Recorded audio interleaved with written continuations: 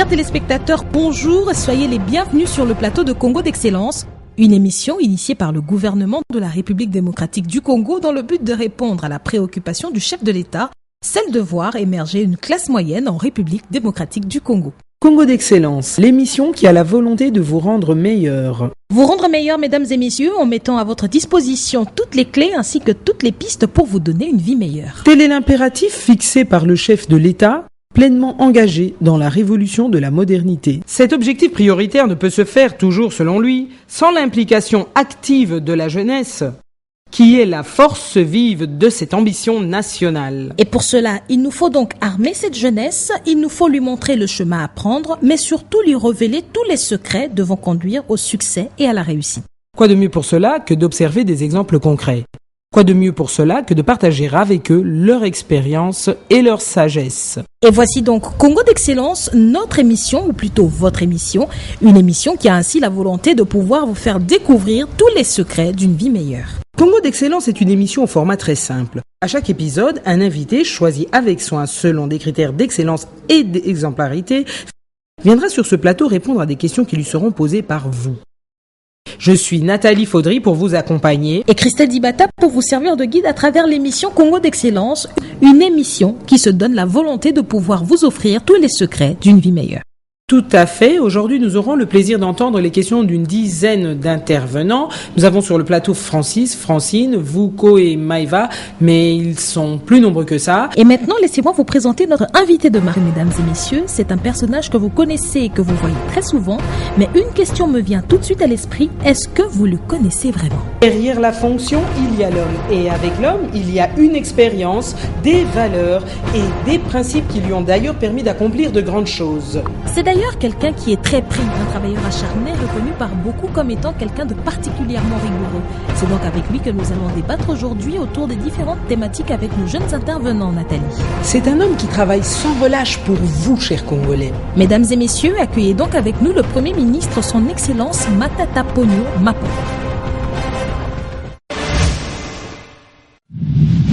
Bonjour Monsieur le Premier ministre et encore bienvenue sur le plateau de Congo d'Excellence. Bienvenue Monsieur le Premier ministre. Bonjour. Bonjour. Eh bien, Nathalie Faudry, avant de pouvoir commencer les discussions, Monsieur le Premier ministre, permettez-nous d'abord d'ouvrir cette émission avec un reportage. Il s'agit donc d'un portrait que nous avons élaboré sur vous. Nous pourrons voir après si vous trouvez qu'il est fidèle à l'idée que vous avez de vous-même. Merci. Né le 5 juin 1964 à Kindu, Matata Ponyo Mapon est marié et père des 4 enfants. Un homme d'État, congolais, spécialiste en politique monétaire et budgétaire. Diplômé d'études approfondies en économie de développement de l'université de Kinshasa en 2009 et nommé Premier ministre en avril 2012. Sur ordonnance présidentielle, il dirige le gouvernement de la République démocratique du Congo depuis son investiture le 9 mai 2012 par l'Assemblée nationale.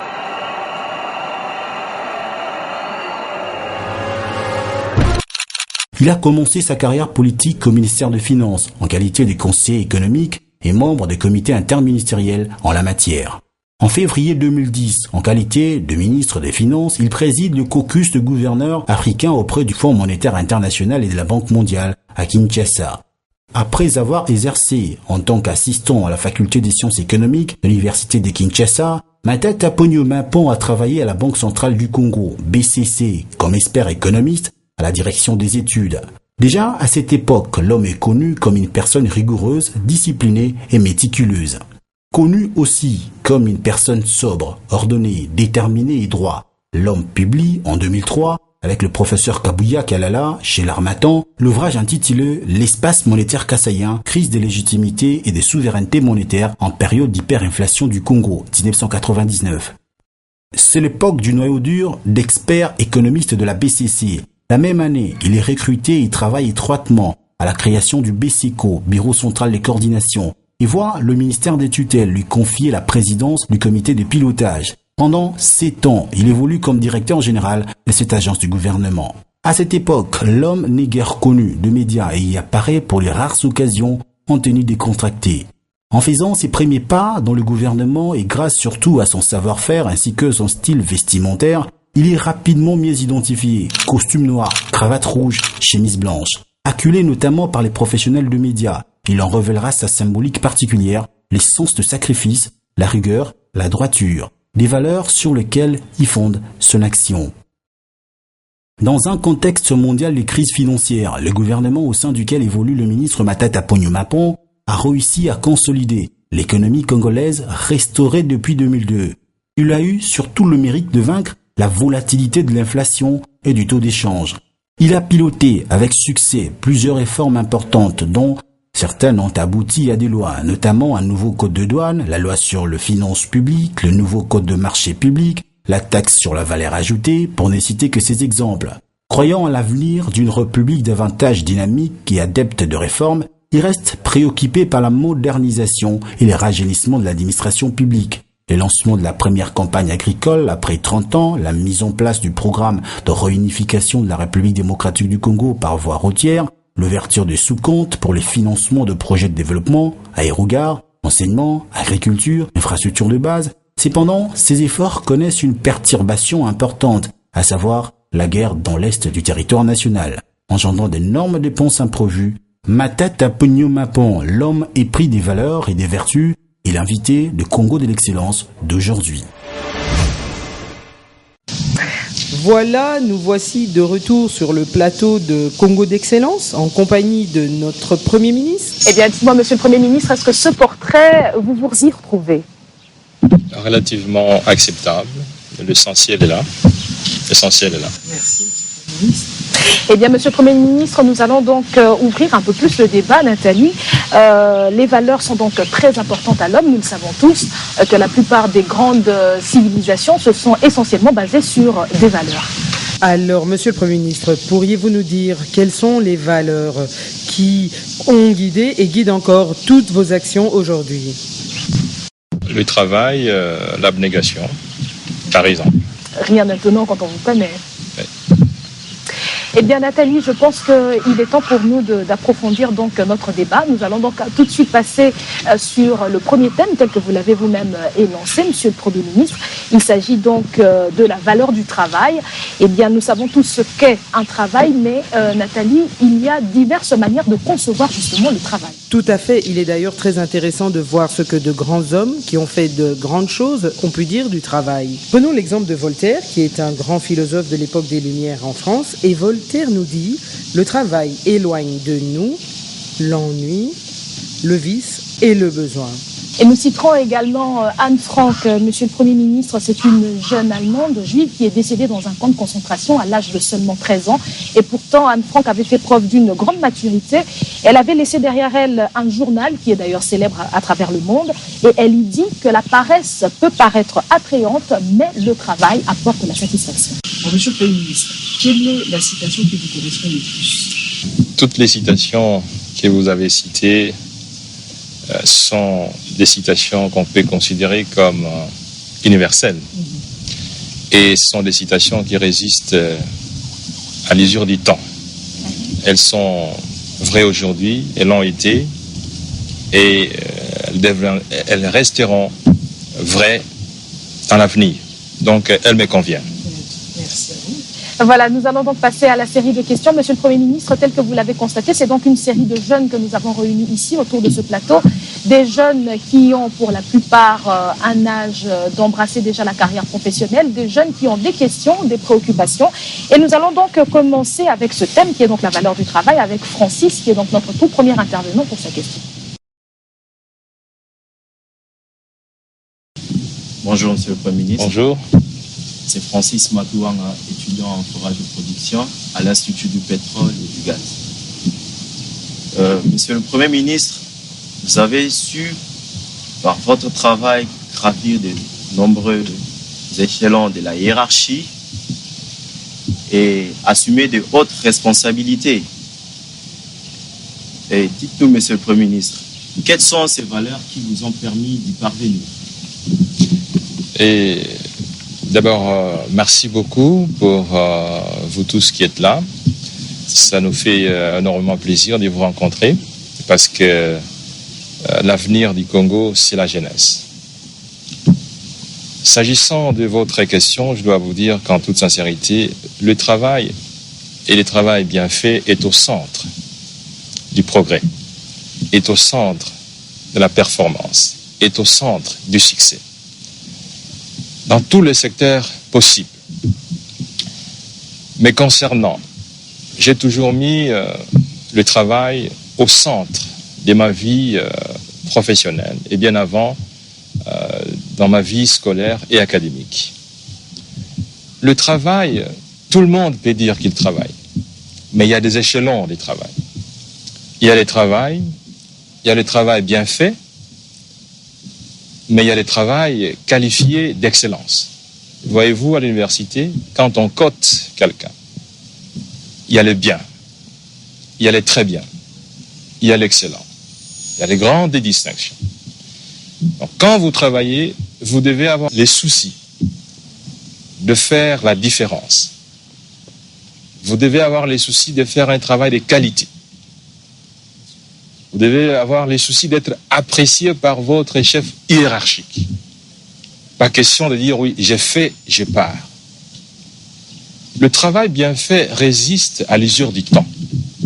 Ce que vous devez savoir, quand vous faites quelque chose de bien, quand vous faites quelque chose d'excellent, ça résiste à l'usure du temps. Donc, le travail bien fait, l'excellent travail constitue pour moi un leitmotiv qui m'anime en permanence et qui peut justifier en grande partie les résultats de notre parcours professionnel. En gros, vous êtes un perfectionniste, monsieur le Premier ministre. Peut-être pas vraiment un perfectionniste parce que je pense qu'il n'existe pas de quelqu'un de très très perfectionniste, mais nous tous nous tendons à l'excellence. Il faut tendre à l'excellence, il faut tendre à la perfection. Bonjour, monsieur le Premier ministre. Bonjour.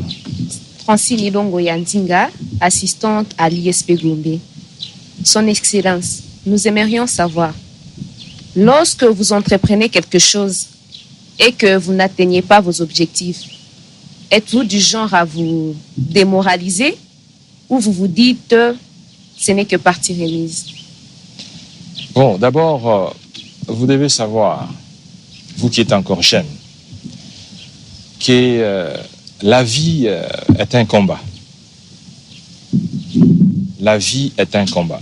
Lorsqu'on dit qu'on est dans un combat, donc on peut réussir, tout comme on peut échouer. La vie, c'est une guerre. Dans une guerre, on peut perdre une bataille. Comme l'a toujours dit le président de la République, Joseph Kabila, on dit on perd une bataille, mais on ne perd pas la guerre. La guerre, elle se gagne en définitive. Et donc, si on a cette conception de la vie, quand on échoue, on doit comprendre que c'est un échec temporaire. Il faut plutôt tirer les leçons de cet échec. Il faut savoir quels sont les facteurs qui ne m'ont pas permis de réussir mon objectif.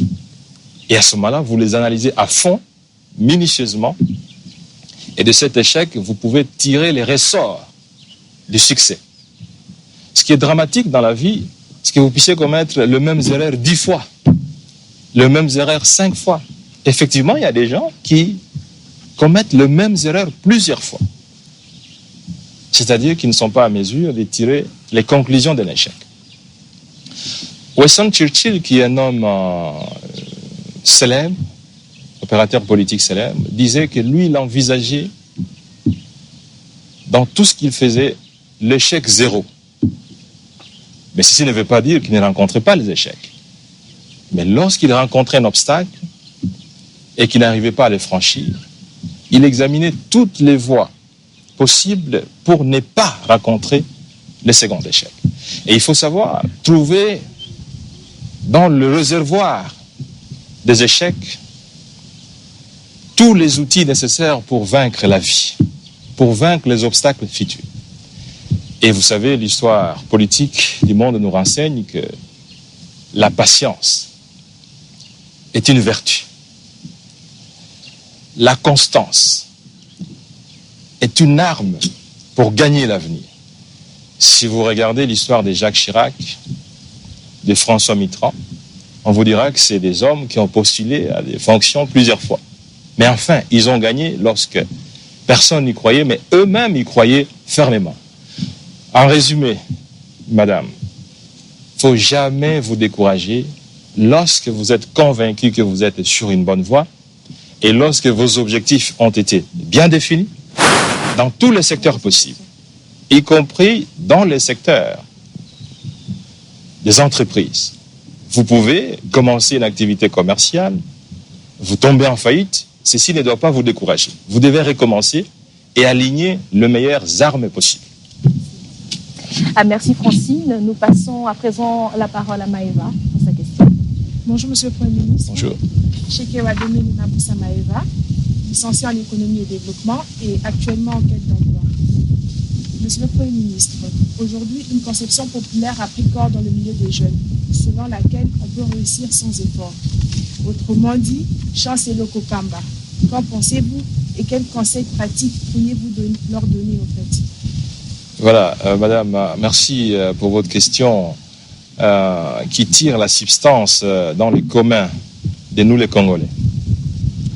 Mais j'avoue, lorsque vous présentiez, vous dites que vous êtes économiste en développement et vous êtes en quête d'emploi. Mais vous n'avez pas rencontré la chance. C'est-à-dire que, contrairement à ce que les gens disent, la chance ne constitue pas un déterminant dans la réussite. J'ai cité tout à l'heure Winston Churchill, pour lui la chance n'existait pas. Ou tout au moins s'il existe, c'est de manière très marginale.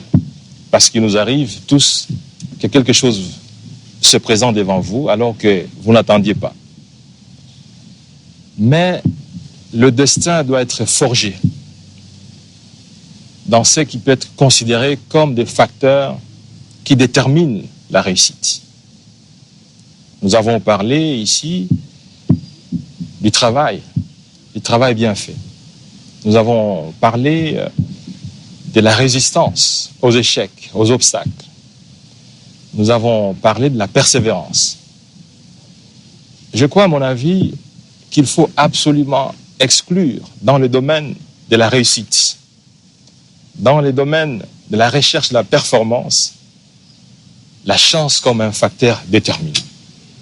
Je ne dis pas qu'il ne faut pas croire à la chance. Mais est-ce que vous pouvez croire à la chance comme un facteur déterminant? Non. Mais je voudrais vous dire que vouloir, c'est pouvoir. Si vous voulez trouver du travail, vous le trouverez. Nous avons été, comme vous, en 1988, en quête d'emploi. Et je marchais à pied. Mais je me disais, je vais trouver du travail. Et je sortais à l'époque avec mon costume à Bacos. Je marchais à pied avec ma mallette à la recherche du travail. Et j'écrivais les jalonnaires. Mais j'ai fini par trouver du travail. Passé un test en 88 à la Banque centrale. Au bout des 3 mois, j'ai trouvé du travail. Chance et lokopamba, c'est faux. C'est même des langages qu'il faut carrément bannir de sa vie. Il faut plutôt dire que la vie se gagne à travers la bataille. Et c'est ça qu'on retrouve dans le mémoire de tout ce qu'ils ont réussi dans leur vie et dans tous les domaines possibles. Voilà. En effet, le gouvernement a dernièrement reçu des félicitations adressées par certains diplomates en fin de poste. Il s'agissait essentiellement de ceux des ambassadeurs des États-Unis et de la Suède en particulier, qui ont félicité la qualité du travail fourni par le gouvernement. Et il y a également la directrice exécutive du Programme alimentaire mondial qui a également adressé dernièrement ses félicitations. C'était au Premier ministre qu'elle l'avait fait, ainsi qu'au gouvernement, pour la bancarisation de la paie des fonctionnaires, ainsi que la lutte contre la fraude et la corruption. Monsieur le Premier ministre, ce sont des félicitations qui sont passées sur un journal local. Dites-nous, Monsieur le Premier ministre, quelles sont vos impressions par rapport à ce type de déclaration? Bon, je pense que il faut d'abord remercier ceux qui publiquement ont reconnu les efforts du gouvernement, lequel efforts sont obtenus sous le leadership du président de la République, qui en définitive est le porteur de la vision que nous sommes en train d'appliquer. Je voudrais vous le répéter ici, parce que la bonne gouvernance, une gestion orthodoxe, ne doit pas nous être imposée de l'extérieur. La lutte contre la fraude, la lutte contre la corruption, doit être considérée comme un objectif permanent dans la vie individuelle, dans la vie familiale, dans la vie collective et dans la vie d'une nation. Avez-vous déjà vu un pays développé, mais qui excelle dans la fraude et la corruption? La fraude et la corruption, c'est la soustraction des revenus du général au privé. Mais les progrès des nations, c'est fait par l'élévation en bloc.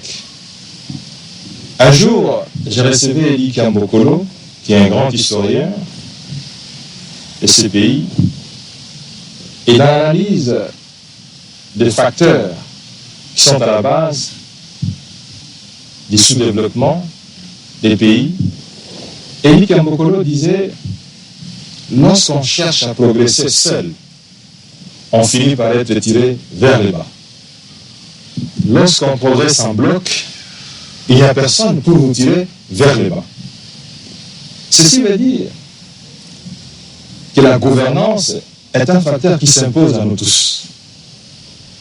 Que vous soyez seul, lisez l'histoire de la Bible avec l'enfant prodigue, vous allez rencontrer que celui qui gère bien, il finit toujours par progresser. Que ce soit sous forme individuelle, sous forme du groupe, que sous forme d'une nation. Les grandes nations sont celles qui appliquent rigoureusement les règles éthiques, les règles morales et les règles professionnelles les plus recherchées. Donc nous ne pouvons que nous féliciter des progrès qui sont donc accomplis du point de vue économique, du point de vue social. Nous ne pouvons que nous féliciter des efforts qui sont faits sous le leadership du président de la République pour améliorer substantiellement la gouvernance dans ces pays. Il n'est jamais un honneur de pouvoir être classé dans le hit parade de ceux qui ont, comme la mauvaise gouvernance, une caractéristique. Nous devons nous aussi exceller dans la bonne gouvernance. Nous devons être réputés comme des pays en progrès, comme des pays en croissance, comme c'est le cas aujourd'hui. Voilà. Nous continuons donc notre décryptage des valeurs. Et nous passons cette fois, Monsieur le Premier ministre, à la valeur qui est le sens du sacrifice. Nous évoluons dans une société où le mot sacrifice renvoie généralement à une privation.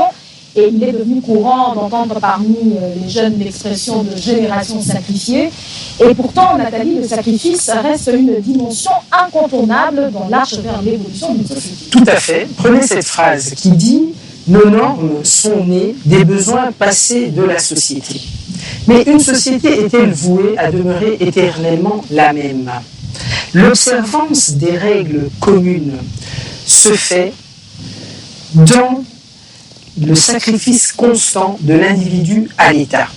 Que veut dire cette phrase? Pour la comprendre, il faut la remettre dans son contexte. C'est une phrase qui a été dite par M. Kakuzo Okakura, qui était parmi les fondateurs des Beaux-Arts au Japon, et qui a vécu à l'époque Meiji, qui est précisément la période de modernisation intensive du Japon à la fin du 19e siècle et au début du 20e, une période similaire à la nôtre.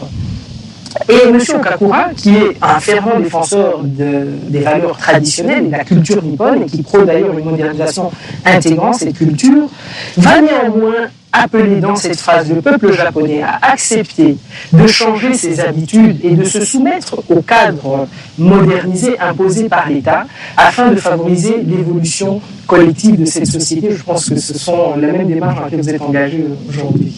Et toujours en Asie, Monsieur le Premier ministre, son Excellence le Dalai Lama, qui est le président à l'exil du Tibet, Le Dalai Lama, dans le mot veut tout simplement dire océan de sagesse, nous dit également ceci, qui peut constituer une véritable perle de sagesse. C'est en parvenant à nos fins par l'effort, en étant prêts à des sacrifices de profit immédiat en faveur du bien-être d'autrui à long terme, que nous parviendrons au bonheur caractérisé par la paix et le contentement authentique. Et pour clôturer cette série de citations relatives au sens du sacrifice, nous allons donc terminer avec Sénèque, qui est donc un philosophe de l'école stoïcienne, une école qui est habituée à la douleur et à l'appellation. C'est aussi un dramaturge et un homme d'État romain. Il nous dit que c'est une grande servitude qu'une grande carrière. Vous en avez certainement beaucoup à nous dire à propos de ça. Bien sûr. Vous savez, la rigueur, la discipline, comme nous venons de le voir tout à l'heure à travers ces citations des sagesses, la rigueur, la discipline, disais-je, constitue des réservoirs des progrès, constitue des rampes de lancement. Mais ce que vous devez savoir, c'est que le succès est une exception. Sinon, nous tous, nous le remporterons. L'excellence, c'est une exception aussi. La performance est une exception. Sinon, nous tous, nous serons performants. Sinon, tous les pays seraient développés, n'est-ce pas? Sinon, tout le monde réussirait avec grande distinction. Vous devez aussi savoir, parce que réussir est une exception, c'est qu'il y a le secret de la réussite. Et lorsqu'on lit l'histoire de ceux qui ont réussi, tous, ils vous disent qu'il faut de la discipline, il faut de la rigueur, il faut parfois de l'abstinence. Il y a un célèbre athlète kenyan qui disait: si tous ceux qui m'applaudissent quand j'arrive le premier en sprint savaient quelle souffrance j'ai subi pour me préparer à ce succès, je crois qu'il y aurait moins d'applaudissements. Parce que, disait-il, il lui met du sacrifice. Les sacrifices, c'est parfois la privation de la jouissance actuelle, mais pour une jouissance future. Les sacrifices, c'est le report d'un bonheur personnel, mais pour le bonheur familial ou le bonheur de l'ensemble de la nation. Il faut donc savoir chercher une chose exclusivement et non pas chercher une chose et son contraire. Parce que vous êtes jeunes, mes chers amis, vous le savez très bien, nous avons été tous à l'université. Les moments où l'université, les hommes de l'université ressemblent à un monastère, c'est lesquels? C'est pendant la session, n'est-ce pas? Où vous trouvez même les étudiants les plus bavards devenir comme des prêtres. Pourquoi? Ils recherchent la meilleure concentration possible. Ils veulent maximiser les chances. Peut-être pas les chances, mais l'opportunité de réussir. Et pour y arriver, ils s'imposent une certaine privation. Je ne veux plus danser. Je ne veux plus causer. Je ne veux plus discuter. Je me consacre. Donc, tout le monde s'impose à un certain moment. La discipline, la rigueur. Tous qui ont réussi dans la vie l'ont été par la discipline, par la rigueur. Vous savez, quand on parle des inventions, savez-vous combien de fois c'est lui qui a inventé la lumière, celle sur laquelle nous sommes aujourd'hui? C'est lui qui a inventé la lumière. Combien de fois il a essayé la matière pour que la lumière fût? Plus de 60 fois. S'il n'avait pas la persévérance, s'il n'avait pas de discipline, que serait-nous aujourd'hui? dans l'obscurité. Donc la rigueur s'impose. La discipline s'impose. Si vous ne pouvez pas beaucoup lire, au lieu d'aller beaucoup danser, vous ne saurez jamais découvrir le secret de ce qui se trouve dans les livres. Mais pour le découvrir, il faut du temps. Il faut sacrifier une partie des jouissances pour disposer du temps pour méditer. Parce que la méditation est nécessaire. Il faut aussi du temps. Il faut du sacrifice. Pour planifier une journée, il ne faut pas se réveiller le matin pour dire oui, qu'est-ce que je dois faire aujourd'hui? Sinon la journée vous impose son désordre et ses chances entre guillemets. Mais si vous voulez réussir, il faut planifier votre chemin. Il faut la discipliner. Il faut imposer à la journée ce que vous voulez faire. En définitive, je dois dire que la rigueur, c'est une exception. Parce que la rigueur s'impose. Tandis que le désordre, laxisme, ça vous convient.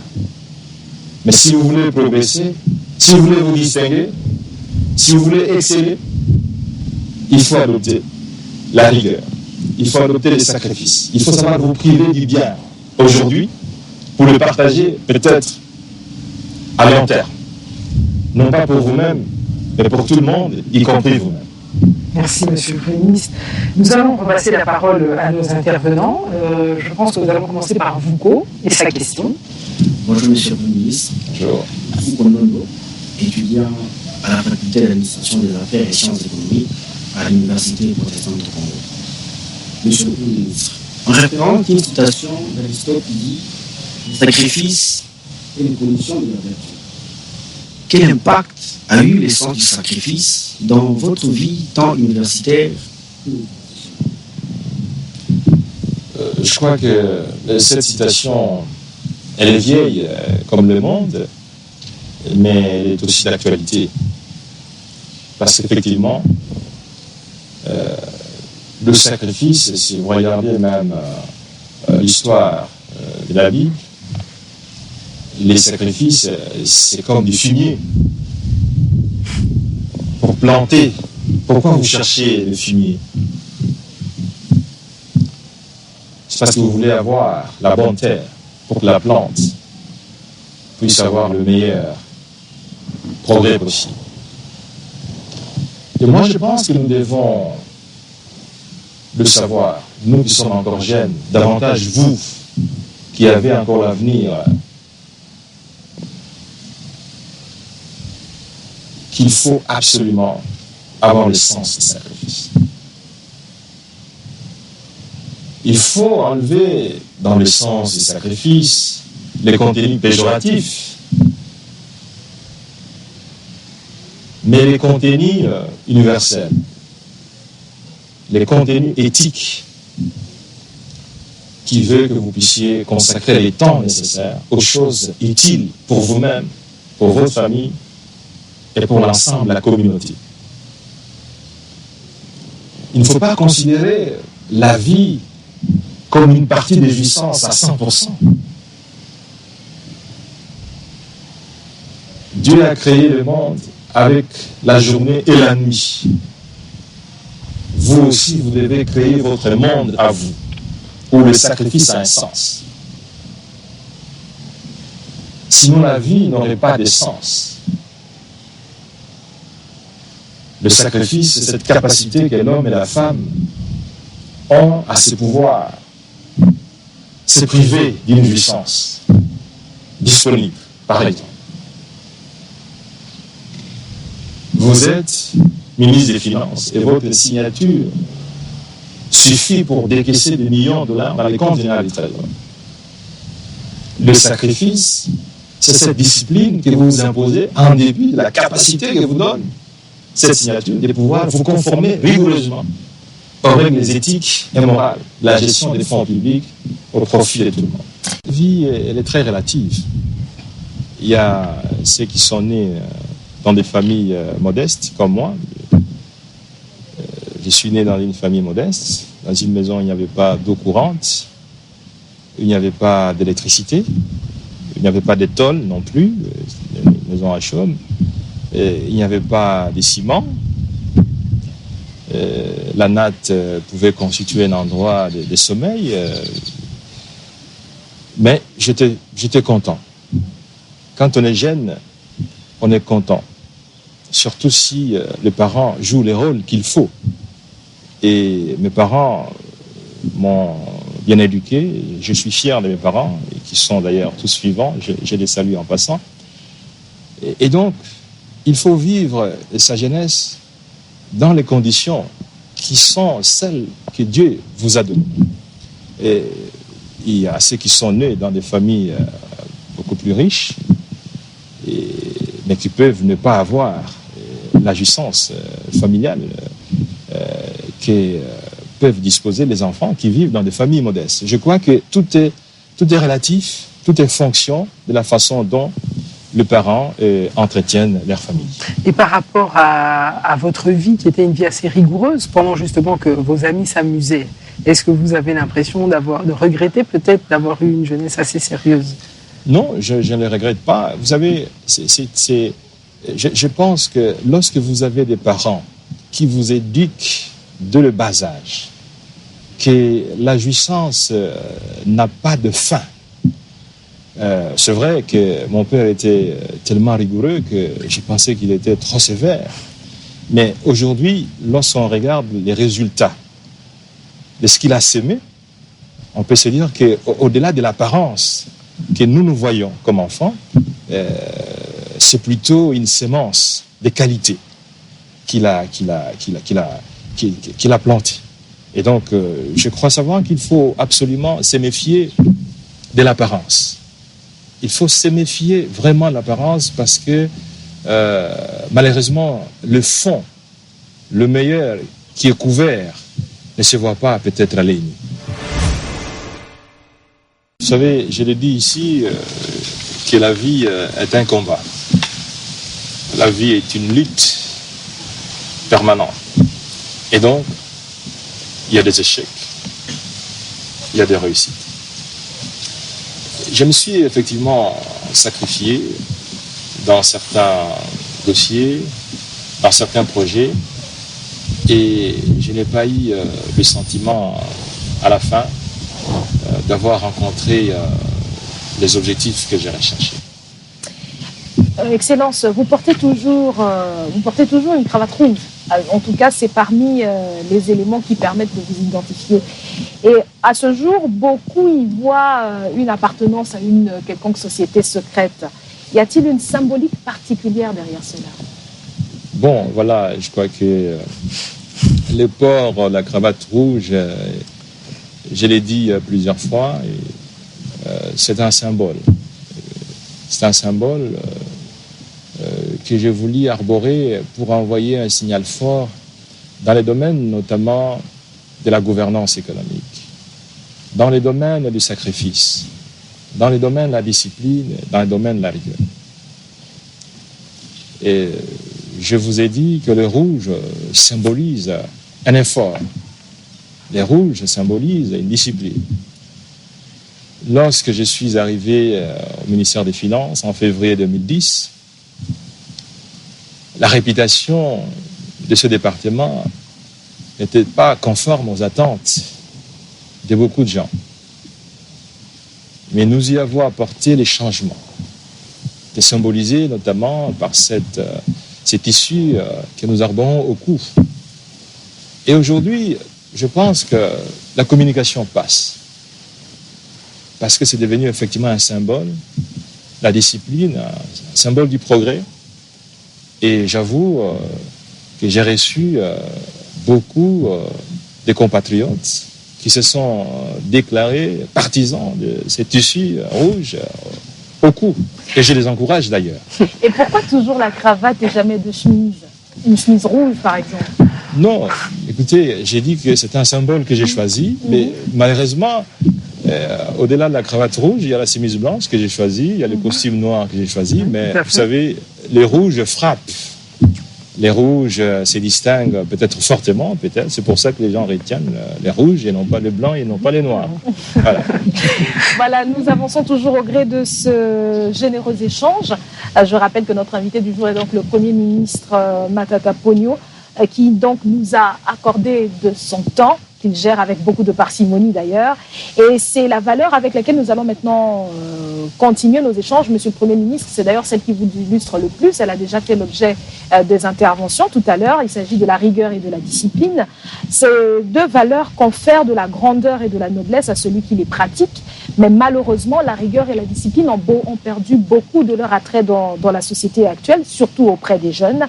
Alors qu'il y a le célèbre écrivain américain Gerald Bauer qui dit que toute facilité apparente, toute réussite sont les fruits d'une rigueur intime, une dimension indispensable qui est d'ailleurs la racine commune à tous ceux qui ont su se démarquer dans leur parcours, Nathalie. Tout à fait. Prenez par exemple Harry Truman, qui était président des États-Unis en 1945. Harry Truman va dire ceci: après avoir parcouru la biographie des grands hommes, j'ai compris que la première victoire est celle que l'on mène sur soi-même. L'autodiscipline est toujours la première. Alors, moi, je voulais quand même vous poser une petite question, Monsieur le Premier ministre. C'est vrai, il est clair quand on voit d'ailleurs cette phrase que travailler, le rôle d'un homme d'État est un rôle très prenant. Il y a énormément de choses à faire et il faut beaucoup travailler. Maintenant, arriver au bureau entre 5h et 5h30 du matin, je pense, vous ne pensez pas que ça c'est un peu trop de rigueur et de discipline? Vous n'êtes pas une machine. Non, j'avoue que vous avez touché là la partie sensible de la vie d'un homme, de la vie d'une femme qui veut du progrès, qui veut la performance. Et vous avez cité des hommes célèbres, notamment l'ancien président américain. Mais je voudrais, dans les soucis de communiquer davantage, vous dire qu'il y a un autre ancien président célèbre, Thomas Jefferson, qui disait qu'il ne faut jamais manger à satiété. Chers amis, vous pouvez vous imaginer, lorsque vous avez la capacité de manger à satiété et que vous êtes président de la République, de la nation la plus grande du monde, que vous n'arrivez jamais à manger à satiété. Tout simplement parce que le président Thomas Jefferson pensait que lorsque son corps n'est pas encombré de la nourriture, il peut avoir la capacité de travailler avec le meilleur rendu. Le temps constitue un facteur de succès. Lorsqu'on utilise rationnellement le temps, on peut arriver à avoir le meilleur résultat. Lorsqu'on arrive au bureau entre 5h et 5h30, savez-vous combien on gagne? Vous avez déjà entendu ces vérités qui disent ceux qui se réveillent tôt gagnent leur vie. Vous avez déjà entendu parler de cette femme vertueuse qui est racontée dans la Bible, qui se réveille la nuit, qui sert la nourriture, qui prépare pendant que les autres dorment. Quand on arrive au bureau à 5h30, on a la possibilité de pouvoir travailler pratiquement pendant 3 heures dans la concentration totale. Sans téléphone, parce que personne ne vous appelle à 5h30. Même pas à 7h. Vous savez que d'autres personnes commencent à 9h, 10h. Tout à fait.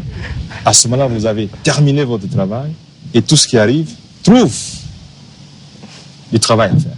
Ok. Et en suivant ce rythme, Monsieur le Premier ministre, est-ce que ça vous arrive aussi de penser à des vacances? Oui, tout le monde doit passer aux vacances, ça c'est clair. Mais tout le monde ne peut pas les accomplir. Parce que les vacances, bon, ça demande du temps. Lorsqu'on veut mettre davantage du temps au travail, donc on a très peu de temps pour les vacances. Mais on y pense. Eh bien, faites attention au surmenage, quand même. On a encore besoin de vous. Voilà, je pense qu'on va passer à une nouvelle série d'interventions. Et la parole va être accordée à Cynthia. Bonjour Cynthia. Bonjour Monsieur le Premier ministre. Bonjour. Cynthia Nguilekwa, étudiante à l'IFASIC en multimédia. La rigueur et la discipline sont des valeurs que vous prenez. Alors pensez-vous que ces deux valeurs sont naturellement suivies par vos proches, collaborateurs et membres de famille, ou leur sont-elles sans cesse imposées? Question intéressante. Bon, c'est vrai. Vous savez, d'abord, l'art de diriger, c'est l'art de se faire entourer par des personnes compétentes. Point, trait. Lorsque vous dirigez, vous devez savoir que vous travaillez en équipe. Imaginez-vous, Cynthia, les meilleures équipes de football que nous ayons, de Barcelone par exemple, même s'ils ont le meilleur buteur, est-ce qu'il peut gagner sans avoir une meilleure défense, sans avoir un meilleur goalkeeper? Non, parce que vous pouvez marquer 10 buts et on vous marque 15. Il faut un travail en équipe. Et donc la rigueur, la discipline ne peut pas être individuelle. Il faut que ça soit collectif. C'est pour vous dire que cette méthode de travail s'impose à toute mon équipe. À partir du secrétaire de direction, à partir du directeur de cabinet, des conseillers principaux, des conseillers, jusqu'aux huissiers. Il n'y a pas de saut métier. Savez-vous que si vous êtes le meilleur balayeur du monde, le meilleur journaliste, même si vous êtes caché dans une forêt inextricable, viendront vous chercher. Parce qu'ils cherchent le meilleur balayeur du monde qui se trouve dans une forêt de la RDC. Il ne faut jamais croire qu'il y a un saut métier. Et donc, la rigueur, la discipline s'impose à toute mon équipe, ma famille. Dieu nous a donné le privilège d'être le chef de la famille. Bien sûr, avec les codes et tout ça. Mais vous savez, nous tous, nous sommes le produit de nos familles, de nos parents. Si mon père, ma mère m'ont donné une éducation avec une ligne de conduite qui me reflète aujourd'hui, j'ai l'obligation morale, éthique, de pouvoir inculquer le même valeur à mes enfants. Et donc, je les élève dans l'esprit de rigueur, dans l'esprit de la discipline, dans l'esprit de l'humilité, dans l'esprit de la modestie. J'ai toujours dit à mes enfants que vous devez fonctionner comme les enfants de tout le monde. Vous ne devez pas vous comporter comme les enfants d'un tel. C'est très important. Donc, en résumé, la discipline s'impose à tout le monde qui travaille dans mon équipe. Elle s'impose à ma famille aussi. Elvis, pour cette intervention. En tout cas, merci beaucoup, Excellence. Elvis Sila Walengo, licencié en économie à l'Université protestante au Congo. Avant de commencer, je tiens d'abord à vous témoigner notre reconnaissance au nom de tous les jeunes réunis sur ce plateau de Congo d'Excellence pour cette opportunité de partage. Excellence, notre société est aujourd'hui caractérisée par de nombreuses antivaleurs qui sont en opposition avec la rigueur et la discipline. Nous savons aussi que ceux qui prônent ces mêmes valeurs comme vous sont souvent incompris. N'entendons-nous pas des expressions, des slogans du genre « Alors dites-nous, Excellence, n'est-ce pas démotivant tout ça? Effectivement, ce sont des antivaleurs. Moi-même, j'ai déjà fait face à ce type des réactions. Vous imposez la rigueur dans la gestion de la chose publique parce que c'est incontournable et l'on vous dit est-ce que le pays va progresser avec votre rigueur? Nous avons cette opportunité d'avoir un président de la République qui a une vision des grandeurs de la RDC. Le président de la République est très attaché à la bonne gouvernance. Je peux les témoigner parce qu'ayant été ministre des Finances pendant plus de 2 ans, et j'ai bénéficié de son appui total lorsqu'il s'agissait de naviguer parfois à contre-courant pour imposer la bonne gouvernance, pour lutter contre la fraude, pour lutter contre la corruption. Je dois vous dire en toute sincérité qu'il n'y a pas meilleur artisan pour la RDC que vous-même qui êtes Congolais. Qu'il n'y a pas meilleur menuisier que vous, Congolais. Qu'il n'y a pas meilleur agent de développement que Cynthia, vous qui êtes Congolaise. Avez-vous déjà vu un pays qui a été développé par des expatriés? Ça n'existe pas. Tout ce qu'on peut vous apporter, c'est de l'appui. Mais le central, c'est vous-même. Les hommes et les femmes de la République démocratique du Congo. Et nous avons cette opportunité, aujourd'hui, d'avoir un leadership fort des chefs de l'État pour un Congo nouveau, pour un Congo émergent. Nous devons donc bannir les antivaleurs. Nous devons savoir que le progrès, c'est un pas, c'est un deuxième pas, c'est un troisième pas. Nous devons savoir que le progrès d'un pays, c'est des valeurs, ce n'est pas des antivaleurs. Pour terminer, je dois vous inviter, certainement, lorsque vous faites face à ce type de réaction, de vous comporter de manière tout à fait décisive pour dire oui, je maintiens ma rigueur, je maintiens ma discipline, je maintiens ma navigation en contre-courant. Voilà. Merci, Monsieur le Premier ministre. On l'a déjà abordé tout à l'heure, on a parlé un petit peu de votre gestion du temps qui fait souvent l'objet donc d'interrogations et en voici une formulée par Serge. Bonjour Serge. Serge Ndoudi, étudiant en génie mécanique polytechnique et en travaux publics INBTP. Mr. Prime Minister, Benjamin Franklin, one of the founding fathers and hard worker of the United States of America, said once, time is money. Mais la vie de tous les jours démontre que la gestion efficiente du temps n'est pas le propre de bien des Congolais. Pourtant, Monsieur le Premier ministre, vous y accordez beaucoup d'importance. Pouvez-vous nous dire pourquoi? Merci Serge. Vous avez cité Benjamin Franklin. Pour la petite histoire, Benjamin Franklin est l'un des meilleurs hommes que les États-Unis aient connus. Mais il a dit que le temps, c'est de l'argent. Parce que nous tous, nous cherchons de l'argent. Personne ne peut refuser de l'argent ici. Mais il vous dit que lorsque vous cherchez de l'argent, vous devez chercher le temps. Vous savez que le temps peut être notre meilleur ennemi, tout comme il peut être notre meilleur allié. Le temps, lorsque vous l'utilisez rationnellement, il vous offre le meilleur de lui-même.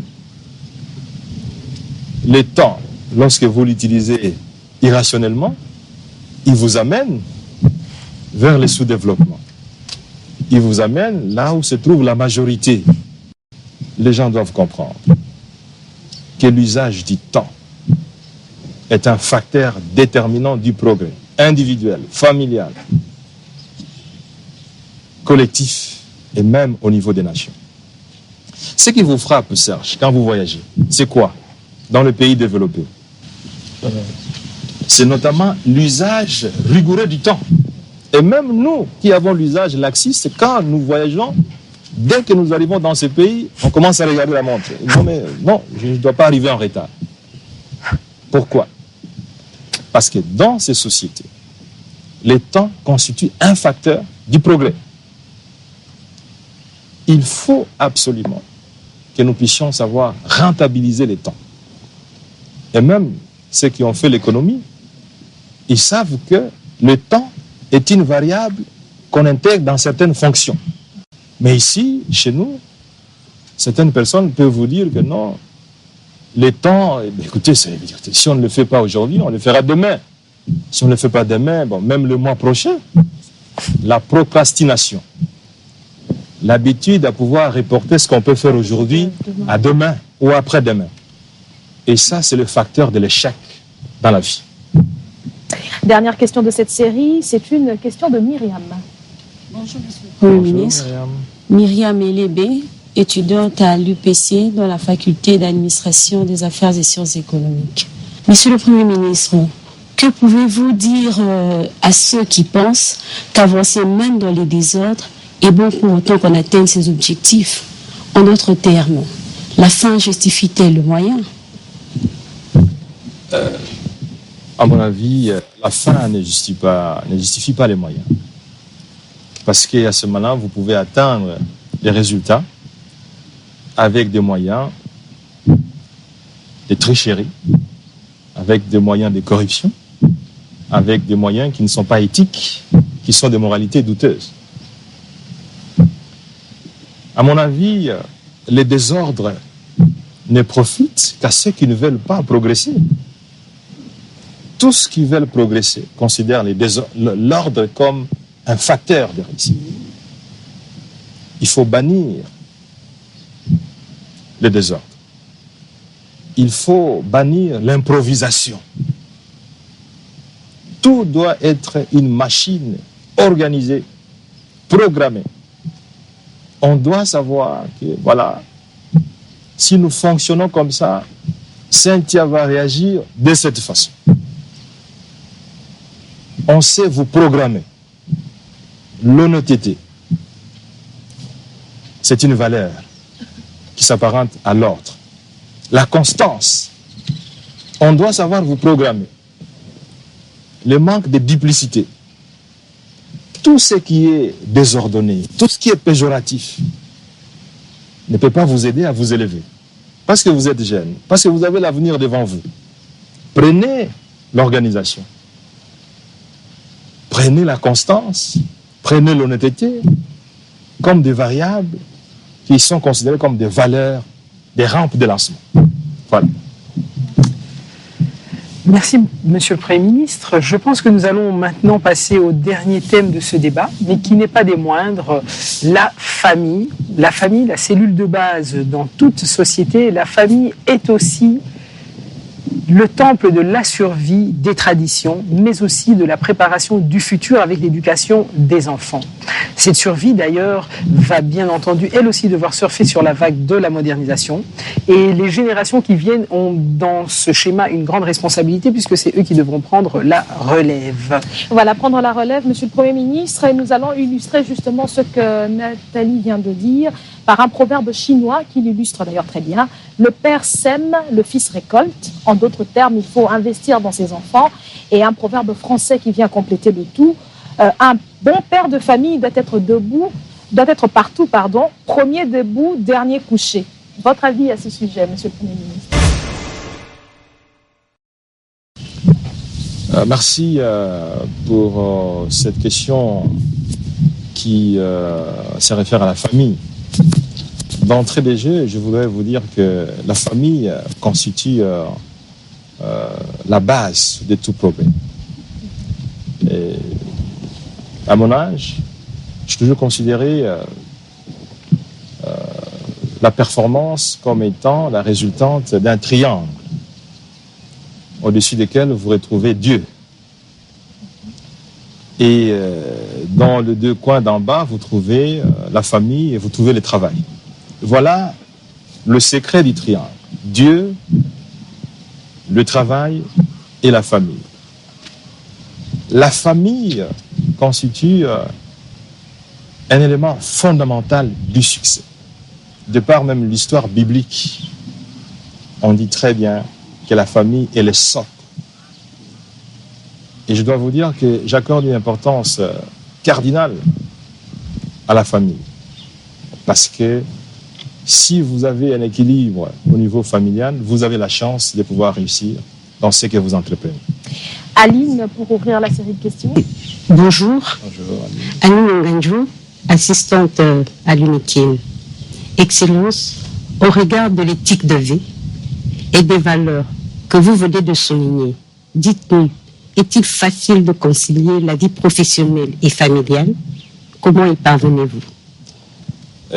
Écoutez, pour être sincère, je dois vous dire que ce n'est pas aisé de concilier une vie professionnelle ardue et à une vie familiale. Mais compte tenu des exigences de performance, compte tenu des critères de réussite qui recommandent une vie familiale comblée, je dois vous dire que je fournis en permanence un effort personnel pour veiller à un équilibre harmonieux entre la vie familiale et la vie professionnelle. Et je remercie Dieu de m'avoir comblé d'une belle femme que j'aime beaucoup d'ailleurs, et des beaux enfants que j'aime beaucoup aussi. Mais il faut veiller à cet équilibre, même si c'est un équilibre relativement difficile, mais je veille à ça. En fait, si vous me permettez, juste une toute petite incise, Excellence. D'ailleurs, vous avez abordé la question en passant. Est-ce que votre épouse est en phase avec vos exigences et votre rythme de travail? Voilà une très bonne question. Je pense que j'ai la particularité d'avoir une femme qui me comprend beaucoup.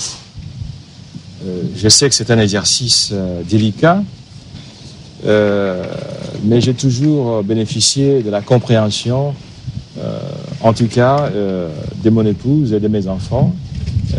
Et cette compréhension m'aide effectivement à réussir parce que j'ai l'équilibre fondamental au niveau familial qui me permet effectivement de construire un équilibre professionnel. Merci. Nous allons continuer avec Aristote. Nous avons nous aussi notre Aristote. Excellence, Monsieur le Premier ministre, bonjour. Bonjour, Aristote. Aristote Mboussou, licencié en sciences politiques et administratives de l'Université de Kinshasa. Excellence, prenant en compte de votre emploi du temps et de vos valeurs, pensez-vous que vous accompagnez suffisamment vos enfants à chaque étape de leur vie? C'est une très très bonne question, toujours en rapport avec la vie familiale. Vous savez, les enfants sont souvent les modèles de leurs parents. Moi-même, chaque fois que j'ai progressé, je disais, bon, je vais être comme mon père. Alors que mon père, je pense, dans son sens intérieur, il disait, bon, il faut être plus que moi. Et donc, tenant compte de ces exigences, j'essaie au maximum de pouvoir me rendre disponible pour l'éducation des enfants. Il ne faut pas créer un vide, parce que la réussite des enfants en dépend totalement. Raison pour laquelle, si je ne suis pas, en tout cas au bureau, pour l'essentiel, je suis à la maison. Et j'essaie, dans la mesure du possible, de préserver les dialogues avec les enfants pour pouvoir discuter avec eux l'essentiel de la vie. Et je me réjouis d'ailleurs parce que, s'agissant de la lecture, lorsque j'entre dans un supermarché avec mon fils, il fait comme moi, et il ne manque pas de visiter les rayons où il y a les livres. Donc ça veut dire qu'il comprend. Et donc, nous terminons avec Loli pour sa question. Bonjour, Monsieur le Premier ministre. Merci. Kabasele Mutombo Loli, étudiant en droit, département droit social et économique.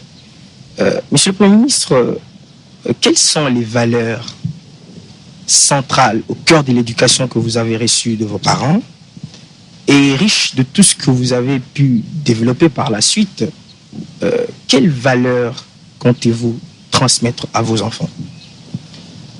Les valeurs que j'ai reçues, je crois qu'on les a parcourues tout au long de cette émission. D'abord le travail, la discipline, la rigueur.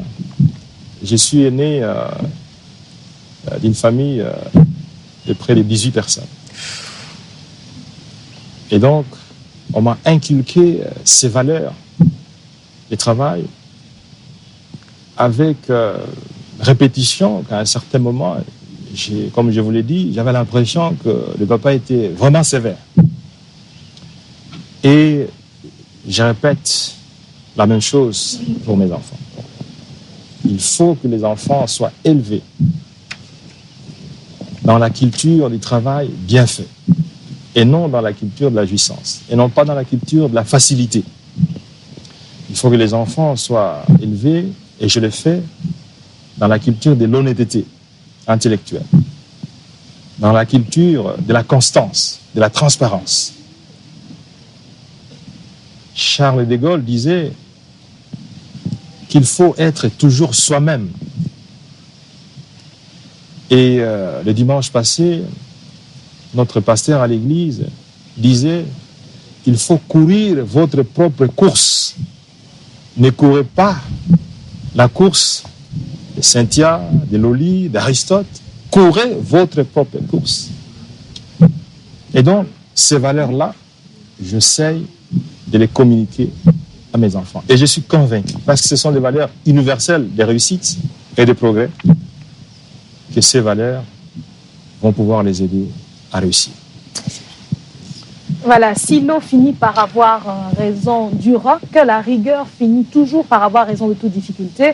Au regard d'un parcours aussi riche que le vôtre, Excellence, il est amplement démontré aujourd'hui que la clé de la réussite reste le travail. Ce qui nous ramène justement à la question de l'émergence d'une classe moyenne, émergence d'ailleurs qui est l'une des principales priorités du chef de l'État, Joseph Kabila Kabange.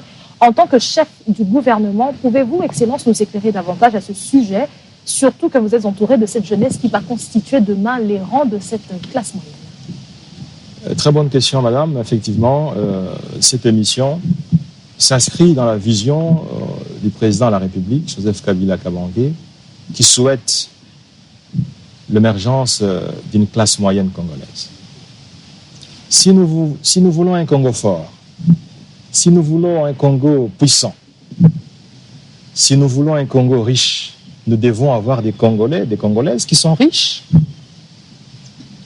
Nous devons avoir des Congolais, des Congolaises qui sont puissants et qui sont cités dans le monde comme étant des hommes et des femmes d'affaires prospères. Nous devons cultiver l'excellence dans le secteur privé. On ne devient pas riche dans le secteur public. On devient riche dans le secteur privé. Riche dans le vrai sens du terme.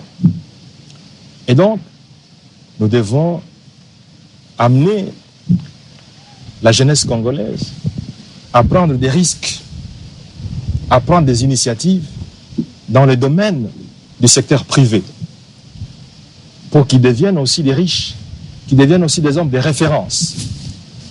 La classe moyenne congolaise en dépend. Lorsque vous entreprenez et que vous échouez une fois, il faut reprendre pour créer votre entreprise. Ne cherchez pas seulement à œuvrer dans le secteur public. Il faut aussi chercher à œuvrer dans le secteur privé. Parce que ceux qui réussissent dans le secteur privé au Congo, si vous les regardez très bien, la plupart ne sont pas nés ici.